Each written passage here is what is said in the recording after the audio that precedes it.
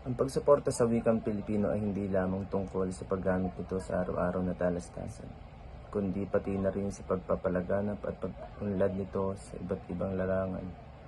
Ito ay naglalayong itaguyod ang pag-aaral at paggamit ng wikang Pilipino sa mga paaralan, ang paglikha at pagtatangkilik sa mga sining at kultura na gumagamit ng wikang ito, at ang pagpapalaganap ng mga teknolohiya at online na mapagkukuhanan na nagtataguyod ng wikang Pilipino.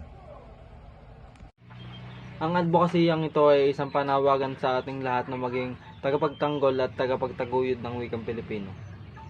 Ito ay isang hamon na ipakita natin ang ating pagmamahal at pagpapahalaga sa ating sariling wika. At sa pamamagitan nito, tayo ay magkakaroon ng mas malalim na pagkakakilanlan bilang mga Pilipino. Panahon ngayon, mga tao, simula pagdilat ng kanilang mga mata hanggang sa sila'y tumanda, ay nakakalimutan ng gamitin ang sariling wika. Lalo na sa mga mayayaman na puro English na lang ang salitang ginagamit. Dagdag pa rito ay pinagtalunan din sa Senado ang pag-alis ng asignaturang Pilipino sa kolehiyo na siya namang pinaglaban ng ating mga guro at ibang mamamayan sa bansa.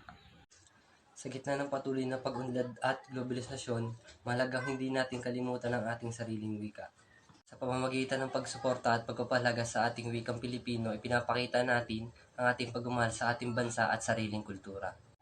Ito ay hindi lamang isang paraan ng komunikasyon, kundi isang mahalagang bahagi ng ating pagkakakilanlan bilang mga Pilipino.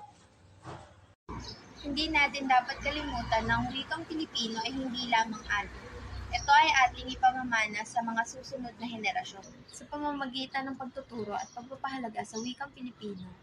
Sa mga darating na henerasyon, tayo ay nagbibigay ng pundasyon para sa patuloy na pag-unlad ng ating wika at kultura. Sa ating advocacyang ito, tinatawag natin ang lahat ng mga Pilipino na makikiisa maging bahagi ng pagpapalaganap ng wikang Pilipino sa pamamagitan ng pagtangkilik sa mga lokal na produkto at serbisyo na gumagamit ng wikang Pilipino.